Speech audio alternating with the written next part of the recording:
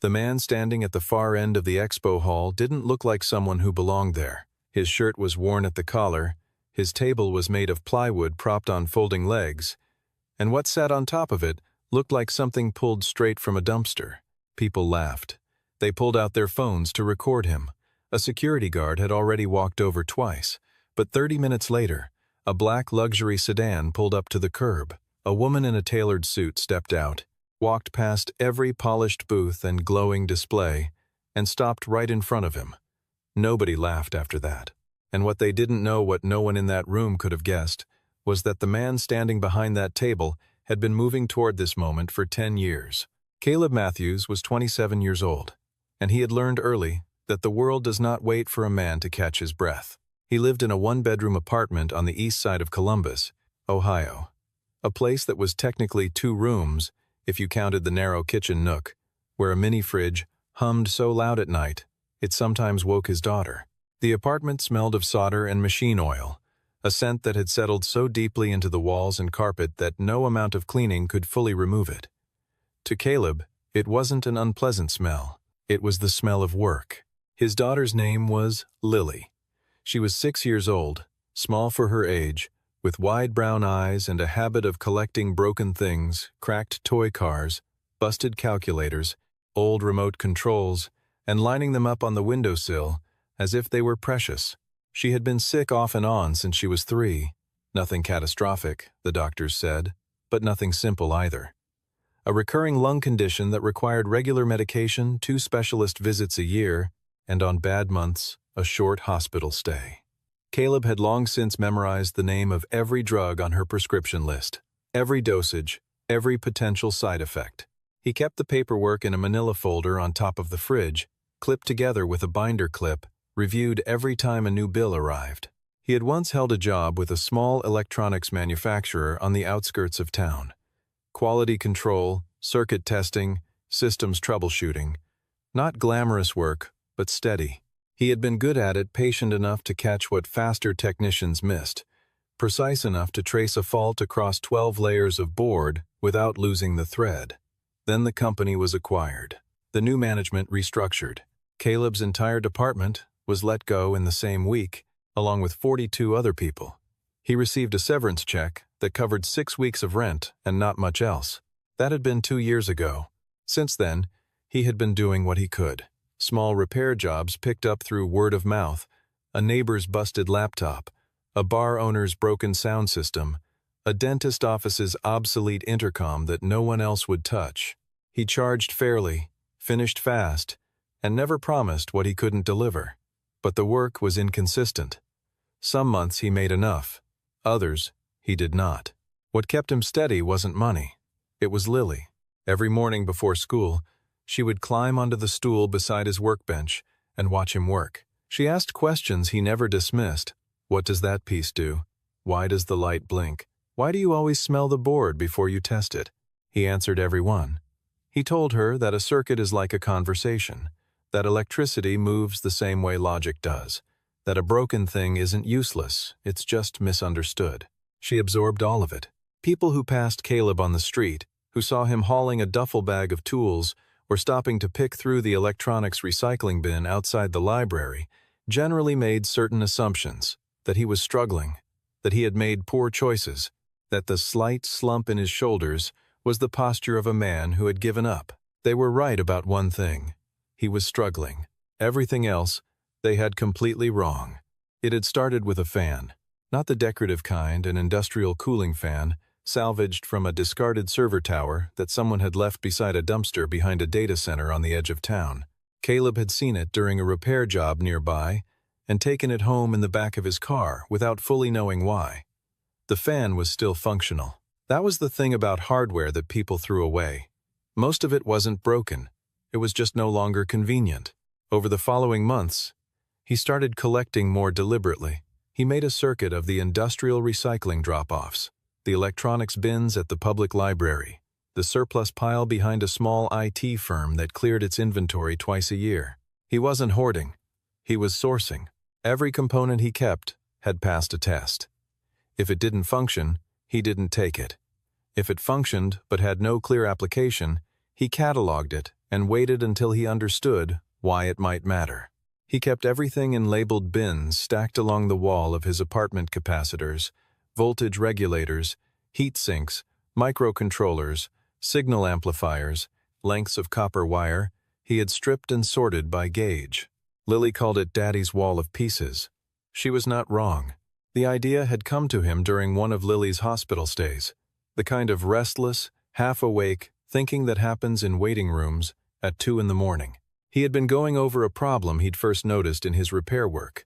Small commercial clients, restaurants and clinics and small offices were consistently overpaying for energy because the systems managing their power, the controllers that balanced load between different devices, were either outdated, overbuilt, or poorly calibrated for their actual usage patterns. The hardware that could solve the problem existed. The software logic was not complicated. What was missing was a cheap, modular way to put it together. He started building when he got home. It took 14 months. The device he eventually produced looked, to any untrained eye, like a disaster. It was roughly the size of a lunchbox, assembled from components that had clearly never been designed to exist together. Strips of recycled circuit board were layered and soldered at angles. A repurposed microcontroller, originally from a car's dashboard system, served as the brain. 2 salvaged capacitors, mismatched in color and size, served as the energy buffer. The casing was a cut-down server panel, bent and re-drilled by hand. It was, without question, one of the ugliest objects Caleb had ever made. It was also the most sophisticated. What the device did, in plain terms, was this. It monitored real-time electrical load across multiple inputs, identified waste patterns in milliseconds, and redistributed power dynamically to prevent the kind of inefficiency that silently inflated every commercial energy bill. In testing, which Caleb had done patiently across 6 different setups, including his own apartment, a neighbor's small office, and the back room of a barber shop, whose owner owed him a favor, it had consistently reduced energy consumption by between 37 and 43%. He had done the math. For a single mid-size commercial property, that translated to somewhere between $8,000 and $14,000 in annual savings. For a portfolio of properties, a hotel chain, a hospital network, a retail franchise, the number multiplied into something almost difficult to say out loud. The device had no brand. It had no patent, not yet, though he had printed the application form and read it 11 times. It had no name except the one Lily had given it when she first saw it sitting on his workbench. She had pressed her chin on the edge of the table, studied it for a long moment, and said, "It looks like a puzzle box." Caleb had not corrected her. The Columbus Emerging Tech Expo was held on the 2nd Saturday of November, in a converted warehouse space near the Scioto River that the organizers had dressed up with track lighting, vinyl banners, and a rented espresso machine near the entrance that no one seemed to use. It was the kind of event that wanted badly to be something larger than it was: local startups, a few regional investors, a modest press list, and a handful of academics who attended every year out of habit. Caleb had paid the $75 table fee 6 weeks in advance, setting aside the money from 3 repair jobs. He had received a confirmation email with a floor number and a table assignment near the back of the hall. He had not been given a category, a description slot, or a place in the program. He was listed simply as independent exhibitor. He arrived early, before the doors opened, carrying the device in a padded plastic bin he had lined with foam cut from an old mattress topper. He also brought a folding table, a power strip, 2 printed data sheets he had made at a copy center for $11, and a handwritten sign that read, in large, clean letters, "Adaptive Power Optimization System, Live Demo Available." He set up in 20 minutes, arranged the data sheets in a neat stack, plugged the device into a test outlet, and waited. The hall filled steadily. Most of what surrounded him was, by any measure, impressive. The startup 2 tables over was presenting a machine learning platform with a 42-inch monitor and a backlit logo panel. The booth across from him had a team of 4, all wearing identical navy blazers, demonstrating a drone delivery prototype with a looping video reel. Near the entrance, a company offering an artificial intelligence scheduling app had installed a miniature stage where a presenter gave a polished 5-minute pitch on the hour, every hour. Caleb's table, by comparison, Looked like someone had set up a garage sale inside a museum. He knew that. He wasn't embarrassed by it. He had understood, before he came, that the optics were not in his favor. He wasn't selling the optics. He was selling what the device could do. Those were two entirely different things, and he had long since stopped confusing them. But the gap between those two things was exactly what the room saw. Attendees moved through the space with the particular efficiency of people who had allocated a fixed amount of time to being impressed. They paused at the booths with the largest screens, the most people, the most noise. They slowed down for anything with a rotating display or a free branded item. They glanced at Caleb's table, registered what they saw: a young man in a worn shirt, a salvaged device, a handwritten sign, and kept moving. One woman in a lanyard stopped and picked up one of his printed sheets. She read the first line, set it back down, and walked away without saying anything. A man in a checkered sport coat paused to look at the device, picked it up briefly, turned it over, set it down. "What does it do?" he asked. Caleb answered clearly and concisely. The man nodded slowly, in a way that meant he had not understood a single word, then said, "Cool, cool," and moved on. By 10 o'clock, Caleb had spoken to 7 people. 2 had been genuinely curious but admitted the technology was outside their area. 3 had given him the polite version of dismissal. 1 had asked if it was art. 1 had not spoken at all, only stared at the device with visible confusion before quietly backing away. Caleb poured coffee from a thermos he had brought from home, checked the demo unit's power readout, and straightened the data sheets for the 4th time. He had told Lily, that morning before dropping her at his neighbor's apartment, that he would be back by evening. She had handed him a folded piece of paper, a drawing she had made of his device, labeled in her handwriting, "Daddy's Puzzle Box." He had put it in his jacket pocket. He could feel it there now. They arrived sometime around 11:30, a group of 5, mid-20s to early 30s, the kind of young professionals who had the expensive sneakers and the casual confidence of people who had recently raised a funding round or were very close to believing they had. They moved through the hall in a loose cluster, laughing at something among themselves, pausing occasionally at booths with the practiced eye of people who spent weekends at events like this. They stopped at the drone company. They watched the machine learning demo. They collected 2 branded stress balls and a pen from the scheduling app booth. And then they reached Caleb. The first one to notice was a man in a slim-cut gray jacket, tall, with the easy posture of someone accustomed to being looked at. He slowed, looked at the table, looked at Caleb, and then looked back at the table again. A slow smile spread across his face. "What's this?" he said, not entirely to Caleb. One of the others stepped closer. Is that soldered together by hand?" She was already pulling out her phone. "It's an energy optimization system," Caleb said. His voice was even. "Adaptive load management. It redistributes electrical consumption in real time to eliminate waste." The man in the gray jacket picked up one of the data sheets, scanned it for 4 seconds, and set it back down. "Bro," he said to the group, with a laugh that invited them all to join, "someone brought actual junk to the expo." They laughed. Not cruelly. Exactly the way people laugh when they feel safe, when the target isn't the kind of person who could respond in any way that would cost them anything.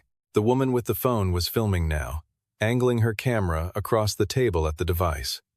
"This is incredible," she murmured, in the tone someone uses when they mean the opposite. "$1 million tech right here, guys." A few passers-by slowed to see what the laughter was about. Some of them smiled without knowing exactly why, catching the energy of the room. One older man shook his head slowly and kept walking.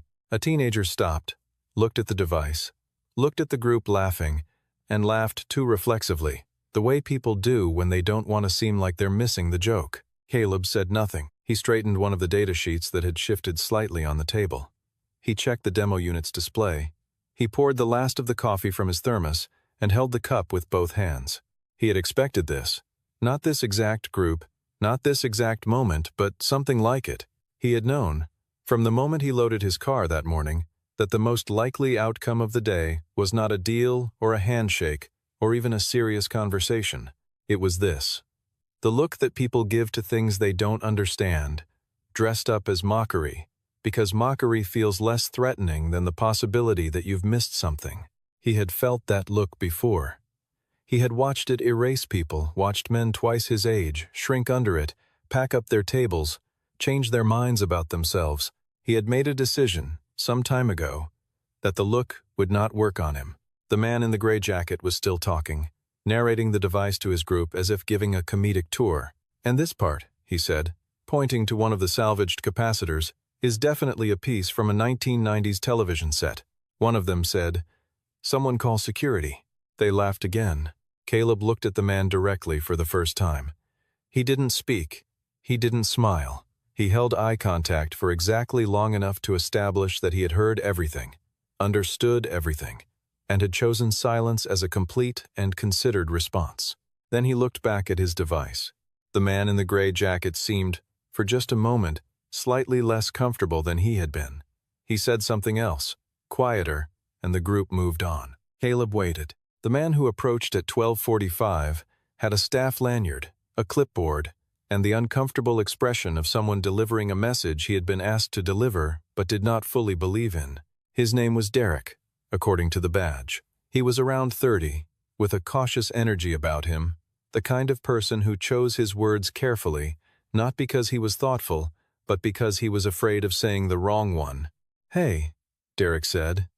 He stopped at the edge of Caleb's table. "So, I've been asked to come over here by the floor coordinator." Caleb looked up. "Okay, there have been some comments from other exhibitors and a few attendees." Derek glanced down at his clipboard, then back up. "The concern is that the appearance of your display is a bit inconsistent with the overall presentation standard of the event." Caleb let the sentence sit for a moment. "You're asking me to leave." Derek shifted his weight. "Not immediately. But yeah, we'd appreciate it if you could start packing up in the next 30 minutes or so." The space behind Caleb's table had, by now, acquired a small orbit of ambient spectators, people close enough to hear, positioned with the studied casualness of those pretending not to listen. A few of the nearby exhibitors had paused their conversations. The man from the machine learning booth was looking over. Caleb stood up straight. He was not a tall man, but when he stood still with his full attention directed at something, there was a quality to his stillness that was hard to read around. "How much time do I have left?" he asked. "We'd like you to start now, honestly." "I paid the table fee," Caleb said. "Not as an argument, as a fact." Derek nodded. "I know. And that's not, the refund process. I can look into that for you. I don't want a refund." Caleb picked up one of his data sheets, looked at it briefly, set it down again. "I'd like 1 more hour. That's all." Derek looked uncomfortable. "I don't know if that's 1 hour," Caleb said. His tone hadn't changed. It was patient, direct, and entirely without pleading.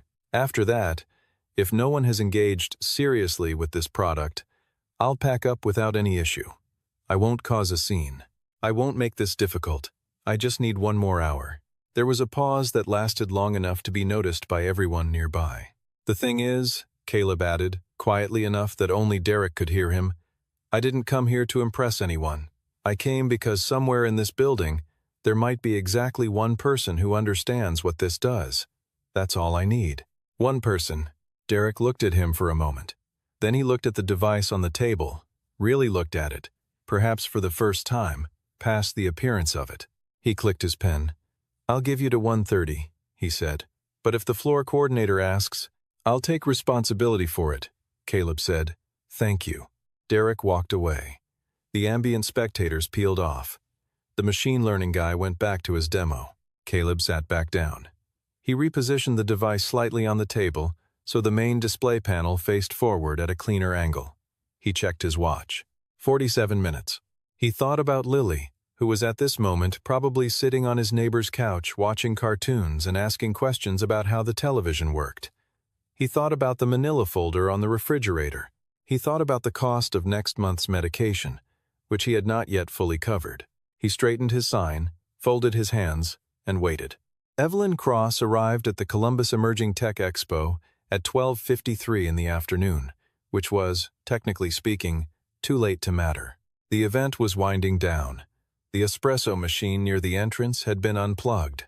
Several exhibitors were already consolidating their materials, rolling up display panels, disconnecting cables, The energy of the morning, that particular blend of ambition and performance that fills rooms like this, before the disappointment of reality sets in, had largely dissipated. Evelyn had not intended to attend at all. She was 34 years old, the founder and chief executive of Green Cycle Systems, a company she had built from a two-person consulting firm into a mid-size operation with 63 employees and an annual contract portfolio that had cleared $18 million in the previous fiscal year. The company's core business was energy efficiency consulting for commercial real estate, helping property managers, hotel chains, and healthcare networks understand where they were wasting money and what it would cost to stop. It was not a glamorous business, but it was a precise one, and Evelyn ran it with the methodical focus of someone who had never once confused movement with progress. She had planned to spend this Saturday at her office reviewing quarterly projections. Her assistant, Marcus, had flagged the expo 2 weeks earlier as a potential networking opportunity. Evelyn had dismissed it. Then, that morning, a scheduled call with a key client had fallen through, and Marcus, sensing an opening, had sent her the address with the note, "Go. 2 hours. It probably won't hurt." She went. She wore a charcoal suit with a white shirt, no lanyard, no badge. She had not registered. At the entrance, she gave her name to a volunteer who looked her up, found no record, and then looked up again at the suit and quietly waved her through. Evelyn moved through the hall the way she moved through most environments, efficiently, without lingering, filtering what she saw against a set of internal criteria that had been refined over 11 years in the industry. She noticed the drone company and identified within 40 seconds that their logistics model would fail at scale. She stopped at the machine learning booth, asked one precise question about training data methodology, received an answer that told her everything she needed to know, and moved on. She was nearly at the end of the hall when she stopped. Later, when someone asked her what had made her pause, she would say it was the handwritten sign. Not the slickness of it, obviously. There was none. It was the precision of the letters. The sign did not say something vague or aspirational. It said exactly what the thing was. Adaptive Power Optimization System Live Demo Available. 6 words and a technical category. No tagline, no hyperbole, no appeal to disruption or the future. That kind of brevity, in her experience, came from 2 places: people who had no idea what they were selling, and people who knew precisely what they were selling and had no patience for anything else. She looked at the device. It was, objectively, a mess. Visually, it had no business existing in any professional context. The soldering was dense and asymmetrical. The casing was clearly salvaged. One of the indicator lights appeared to be from a completely different era of electronics manufacturing, blinking with the slow, steady pulse of a wristwatch rather than anything digital. She looked at the man behind the table. He was not what she expected. He was young, younger than she had anticipated from the sign. His shirt was clean but well worn. He was sitting with both hands folded on the table, not pitching to anyone, not distributing materials, not trying to stop people walking by. He was simply present, in the way that very few people at events like this manage to be present, as if he had nowhere else to be and no interest in being seen. He looked back at her. "Can I show you what it does?" he said. It was not the question she usually heard. Usually people told her what things did, often before she'd asked. The question was quieter than that. It was an offer, not a performance. Evelyn stepped forward, put her hands in her jacket pockets, and said, "Please." What followed was, by every outward appearance, an ordinary conversation. Evelyn stood on the opposite side of the table. Caleb connected the demo unit to the power strip and brought the display panel to life, a modest LCD screen showing 3 columns of real-time data: input load, distribution output, and waste percentage. The numbers shifted in small increments, the way live data does when it is not staged. "Start from the problem," Evelyn said. "Not a request, an instruction." "Most commercial properties run on static load distribution," Caleb said. "The system draws what it expects to draw based on a fixed schedule peak, off-peak, baseline. But actual usage patterns don't follow that schedule. They're irregular, reactive. A restaurant has different consumption at 11 in the morning versus 1 in the afternoon versus 9 at night. A medical office complex uses different load profiles on a Monday versus a Thursday. Static distribution treats all of that the same way, which means you're either overpowering circuits that don't need it or creating microsurges in ones that do. Standard inverter technology addresses some of that, Evelyn said. For single-source systems, yes.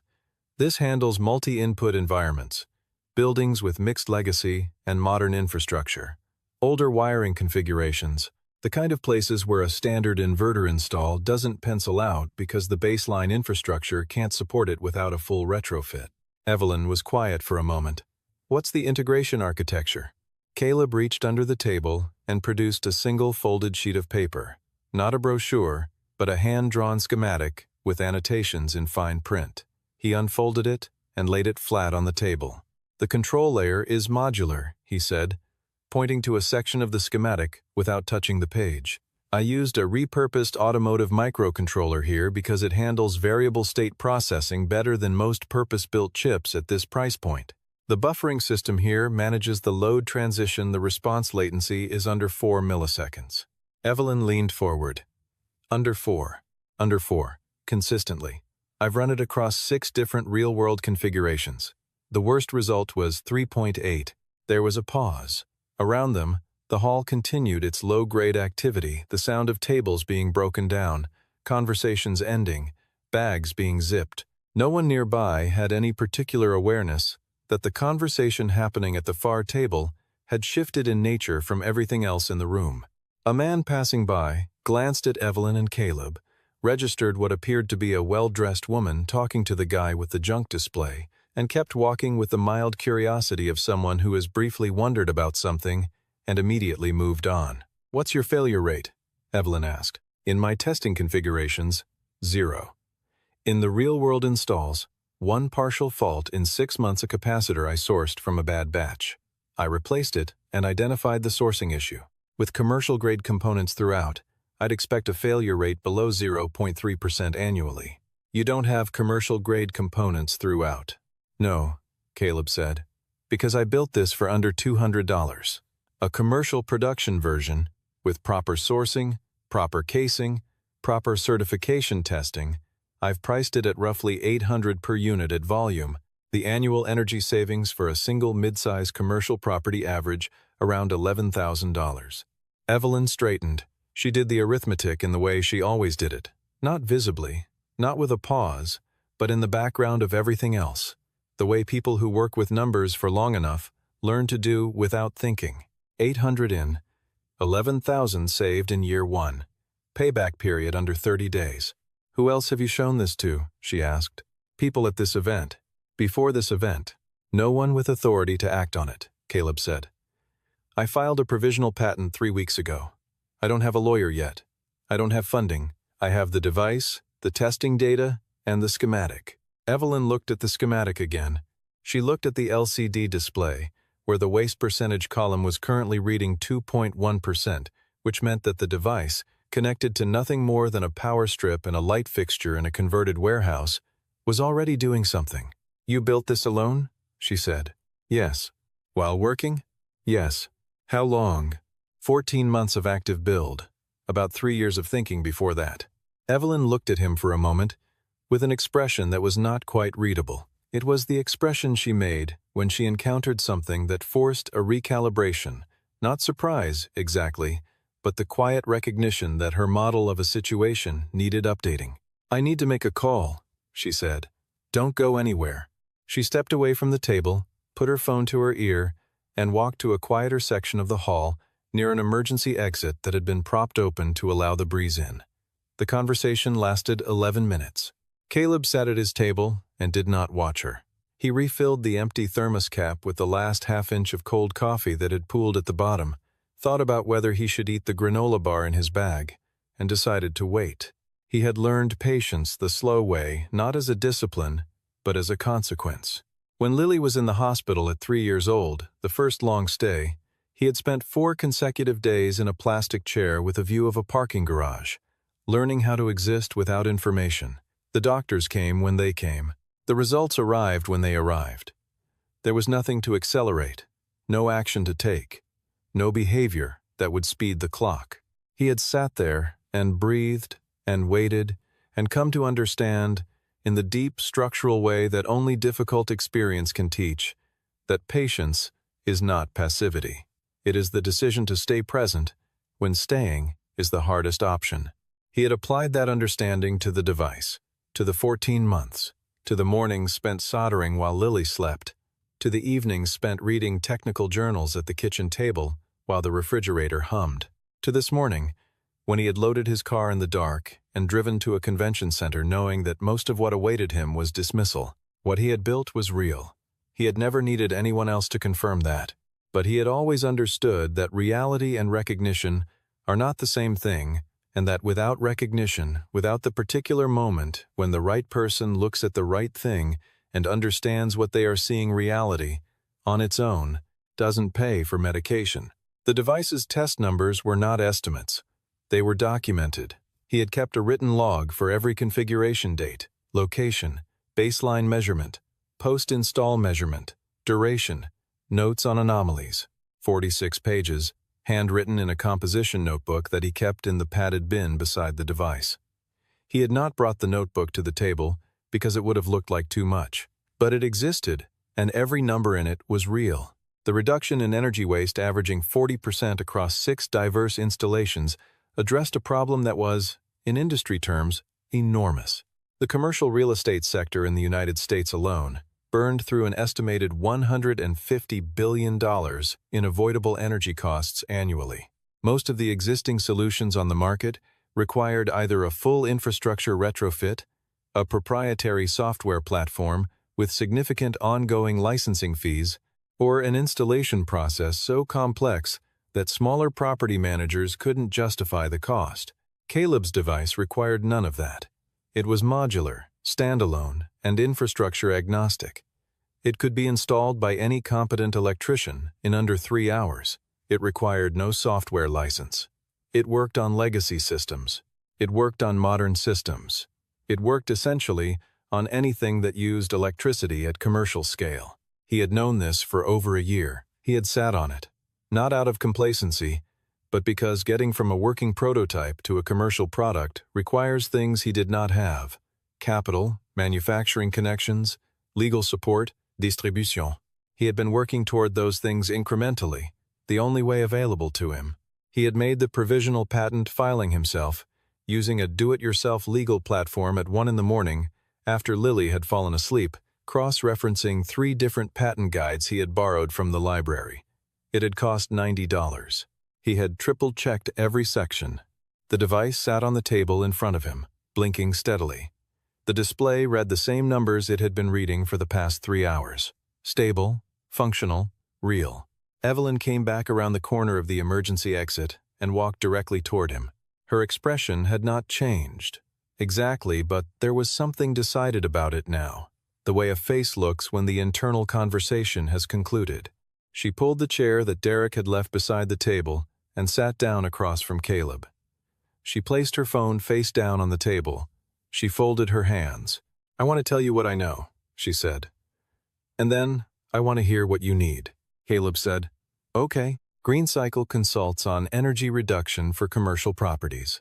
We've been looking for a hardware solution that bridges legacy infrastructure and modern load management for 2 years. We've evaluated 6 products.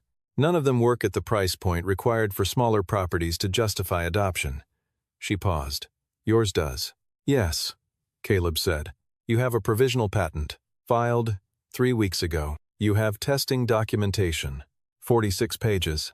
I'll need to have our technical team review the documentation and verify the testing methodology. That would happen this week. If it holds, and based on what you've shown me, I have no reason to believe it. Won't I want to move to a formal agreement?" Caleb was quiet for a moment. "What kind of agreement?" "A development and licensing partnership. Green Cycle funds the path to commercial production engineering review, component standardization, certification testing, manufacturing onboarding. In exchange, we receive exclusive licensing rights for commercial real estate applications for an initial period of 5 years, with renewal options." She looked at him directly. The initial payment for licensing rights would be $1 million, payable on execution of the formal agreement, contingent on technical verification. The number landed in the space between them without fanfare. Evelyn said it the way she said all numbers as information, not theater. Caleb did not move. He had spent enough time imagining various versions of this conversation that he had prepared for both the possibility of it happening and the possibility of it not happening in roughly equal measure. What he had not fully prepared for was how quiet the moment would feel. "That's fair," he said. Evelyn allowed herself something very close to a smile. She reached into her jacket and produced a single sheet of paper, a term sheet, already printed, that she had generated during her 11-minute phone call. "This isn't the formal agreement," she said. "This is an intent to negotiate, binding on both parties to engage in good faith. It includes a 48-hour exclusivity window. If you want time to consult with a lawyer before signing, I'd like to read it now," Caleb said. She placed it on the table. He read it. He read it again. He asked 2 questions, one about the scope of the exclusivity clause as applied to residential applications, which she answered clearly, and one about the timeline for technical verification, which she confirmed at 72 hours. Then he picked up the pen she placed beside the sheet and signed it. She signed below him. The people nearby, the exhibitors who had not yet fully packed up, the staff moving through the hall, the few remaining attendees drifting toward the exit, registered, in pieces, that something had changed at the table at the far end of the hall.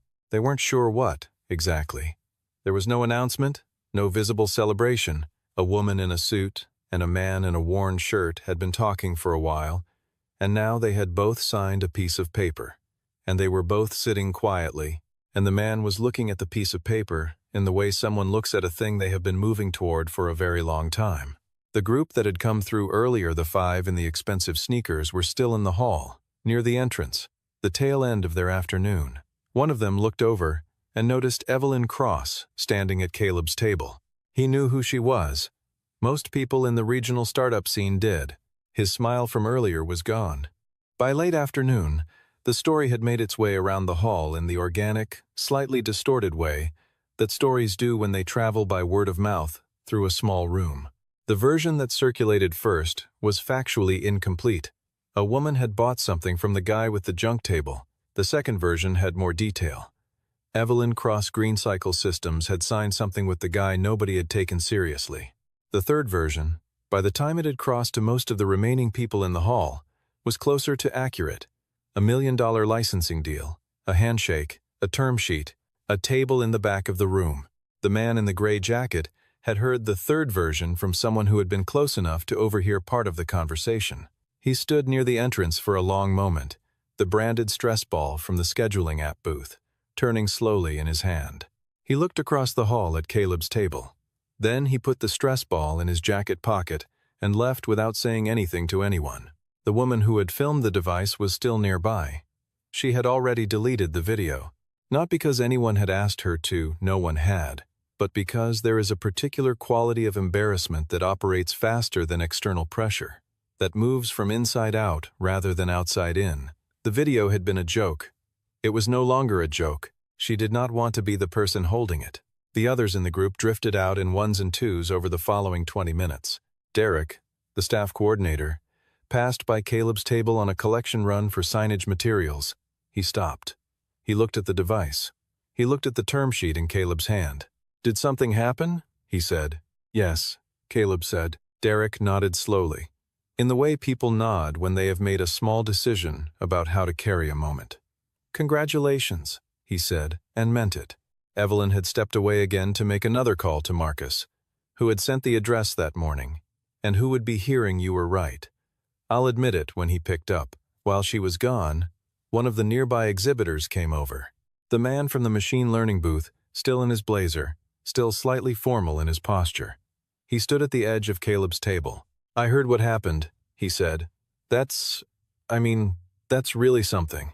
Caleb looked at him without hostility. "Thank you.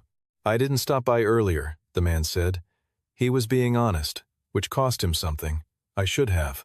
"It's all right," Caleb said. And the thing about the way he said it was that it was clearly true that he was not performing forgiveness or managing the situation, but was genuinely, structurally fine. He was not the kind of person who needed the acknowledgement of others to understand what he had built. The acknowledgement was useful, practical, real.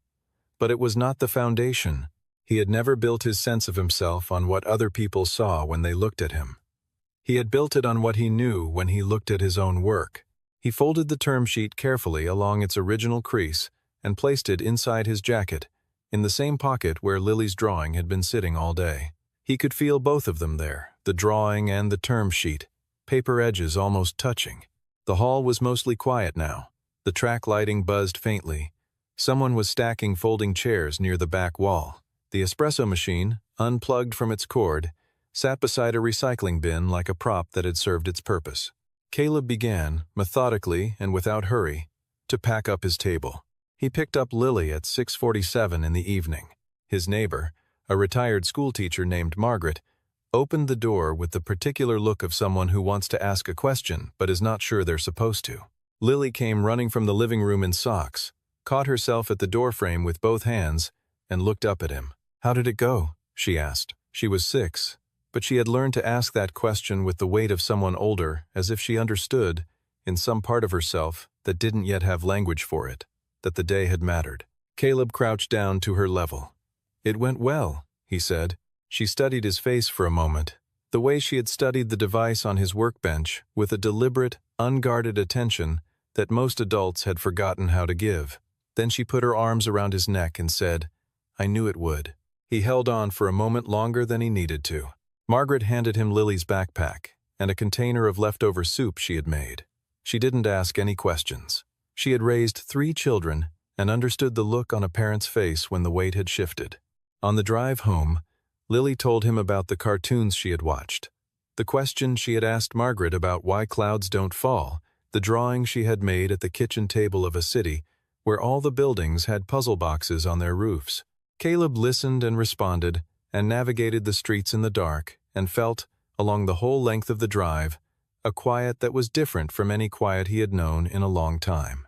Not the quiet of absence, the quiet of arrival. At home, while Lily brushed her teeth and selected the stuffed animal that would sleep beside her that night, a serious process that involved a brief audition of 3 candidates, Caleb put the soup on the stove, placed the term sheet on the kitchen table, and looked at it for a moment. He did not feel the need to read it again. He knew what it said. He took the folder from the top of the refrigerator, the manila folder, with the medical paperwork clipped together inside, and held it for a moment. Then he put it back. Not because the problem was solved. Medical costs are a slow, long problem, not a single payment. He knew that. But what had been an open question, whether the path forward existed, had now been answered.